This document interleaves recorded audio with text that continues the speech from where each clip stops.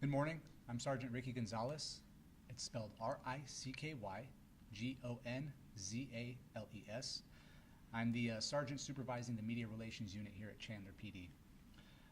We are here today to give you an update about an officer-involved shooting that occurred on March 3rd during the evening hours just after 6:30 p.m. This occurred near Chandler Boulevard and Country Club Way. You'll be hearing from our interim police chief, Melissa Deanda, which is spelled MELISSADEANDA.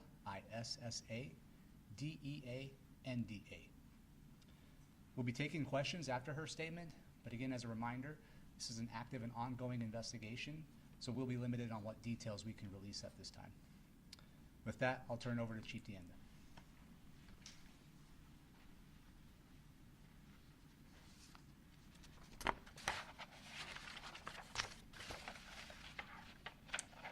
Good morning. I'd like to thank you all for being here today, and I'm going to share some new information we have learned since the night of the officer-involved shooting. The initial information provided just after the incident unfolded was preliminary information gathered from the incident commander on scene. As the night progressed, detectives were able to interview involved officers, witnesses, review body-worn camera footage, and additional surveillance video in the area, all of which provided a clearer understanding of the timeline and events from that evening. Here is a short timeline of those events. On March 3rd, around 6:20 p.m., we received multiple 911 calls from witnesses in the area of the 3500 block of West Carla Vista Street, reporting a male subject was acting erratic and making statements about dead bodies at his residence. Neighbors indicated the male was armed, and they heard a gunshot prior to police arrival. When officers arrived, a perimeter was established to the east and west of the residence, and verbal contact was made with the suspect.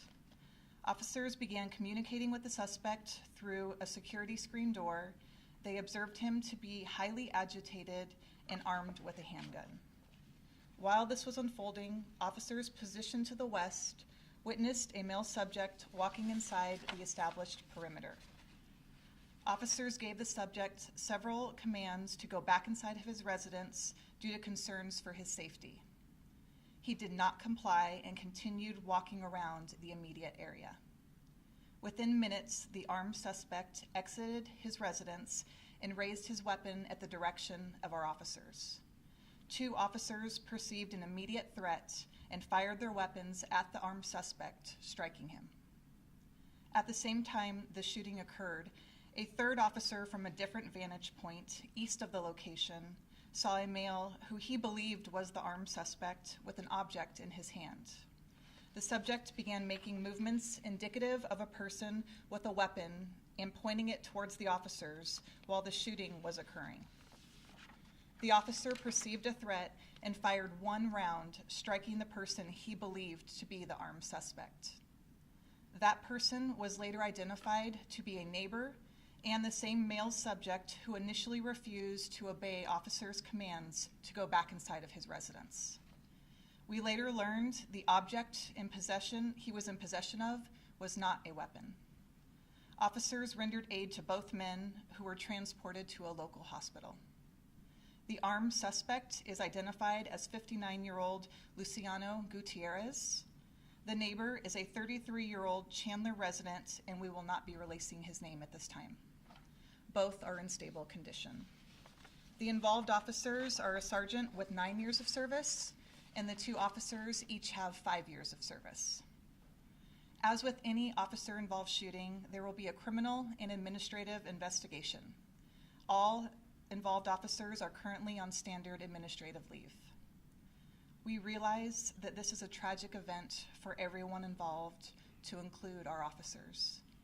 And we have been in communication with the neighbor's family, and in fact this morning I spoke with her to express our support and commitment to transparency during this investigation. We understand that this is traumatic and difficult for everyone involved, and our thoughts are with them during this time. Thank you for being here today. At this time, I will turn it back over to Sergeant Gonzalez, who will take a few questions. Thank you. Thank you, Chief Deanda. Again, just want to remind everyone before we get into the questions that this is an active and ongoing investigation, so we'll be limited on what we can provide you with at this time. I saw her hand first. Go ahead. I just want to be very clear with this. So initial reports were that there was two men fighting. One man shot the other man, and then the officer shot them. So we're saying there was no altercation between two men at the scene? We're still looking into that. Again, the information we were provided with initially was very preliminary, and so our detectives are working through that right now to figure out that answer. So that fight never happened, or you're just still trying to figure that out? We're still investigating that And part the of it. suspect was in the home, not in the driveway or in the front yard? Initially, the suspect was inside his home and then came outside of his home. Do either of these men face criminal charges? Mr. Gutierrez will be facing criminal charges at some point. We are still, Like what charges? oh, I'm sorry, Oh, what charges are they? multiple counts of aggravated assault on a police officer. And Mr. The neighbor, we're still evaluating what's going to happen from there. How many shots did police fire at Mr. Gutierrez? Multiple rounds, and again, because of the nature of the investigation, I'll have to withhold information about how many rounds exactly, because we're still looking into that part of it. And anything with Mr. Gutierrez like prohibited possessor or illegal immigrant? We have not exhausted all means yet with the investigation in terms of his criminal background, so I would be speculating at this point. Can you tell us what the object the other man was holding? At this time, just because, again, to remind everybody, we want to be transparent. That's why we're here today, to talk to you about what happened. However, because the investigation is still ongoing, both internally and criminally, we want to make sure that we keep it to that for right now. Can you just talk about how the train kicked in for these officers that arrived first on this scene and what that says to them to eliminate threat to anybody in that house? Sure. Just as Chief Deanda said, our officers arrived on scene and discussed that there was somebody there who was potentially armed. That person's actions dictated the response that the officers gave at that time. Did you guys find any dead bodies in the home, like the man was alluding to, according to neighbors?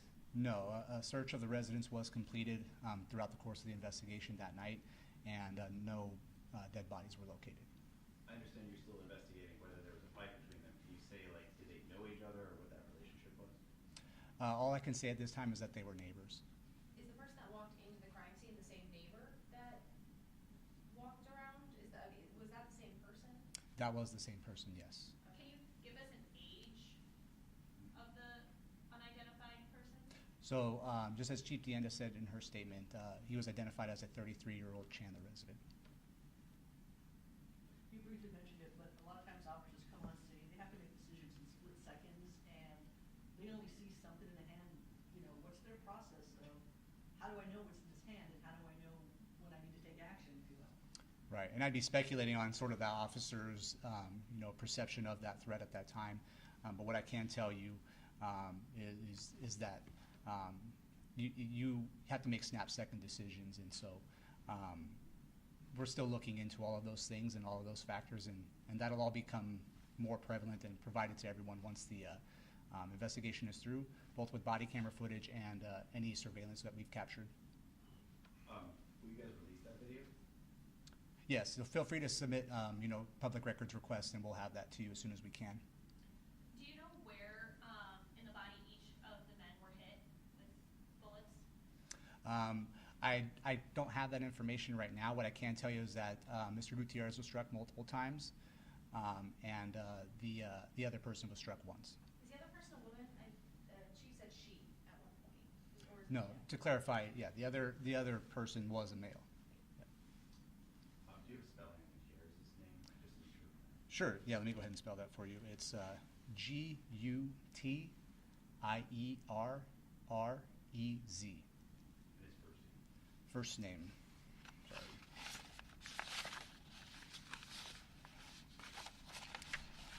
Luciano, it's spelled Luciano. What age on Luciano? He's a 59-year-old Chandler resident. Is the neighbor, so you said the neighbor's gonna be okay. The neighbor's back at the house, or are they still being treated? What I can tell you right now is that both men are still being evaluated and are in a stable condition. When you say he broke the perimeter, was he coming out of his house? Was he coming from a nearby street? Do you know? Just as Chief Deanda said earlier, He had come out of his house at one point and was told to go back inside out of his safety, and disobeyed those commands by those officers and remained within the perimeter. Was the perimeter around just the one house with the agitated guy or several houses? I don't know exactly how far out it was spread out, but I can tell you that there was officers to the west and to the east of the residence. Did the man stay on his property, or did he keep moving towards officers or the situation? Based on what we know at this time, he was just wandering about the area within the perimeter. Which of those officers shot the neighbor bystander guy? Was it the sergeant with the 9 years experience or one of the 5-year officers? It was one of the 5-year officers. And again, it's preliminary information at this time based on what we can release from our active and ongoing investigation. And they're the only 2 people hurt in this, correct? Correct. And the gentleman that was the bystander who was shot, was he shot on his property, or did he leave his property within the perimeter when he was shot? Gotcha. I understand that question, and I would like to answer it, but we're still looking into that part of it right now. With that being said, it'll have to wait until we get more information from our investigators. And if he never went back into his home, if he did not obey police instructions to go back to his home, then he was always within sight of officers during this entire incident, right? Correct, but understand too that they were at different vantage points, and so that's where some of the chaotic part of the scene comes into play. So when he was initially contacted, police didn't suspect he was armed at that time, did they? Again, I can't speculate on what anyone was observing at that time, but that's something we're still looking into. So thank you all for being here at this point. We'll reach out, and feel free to submit public records requests, and we'll get back to you all as soon as possible with updates. Thank you. Thank you, Sergeant.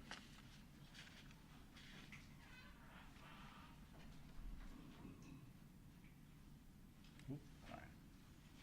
This is obviously intense interest. Do you guys think you might be able to release some of that video today? No, not today. Step easy, right? Thank you, though. Last thing I want to do is knock over an expensive thing. Last thing we do is knock ourselves over. Well, there's that too. At this age. How are you, my friend? Good. Not too bad. Putting gaffers everywhere I go. That's what I do best. Is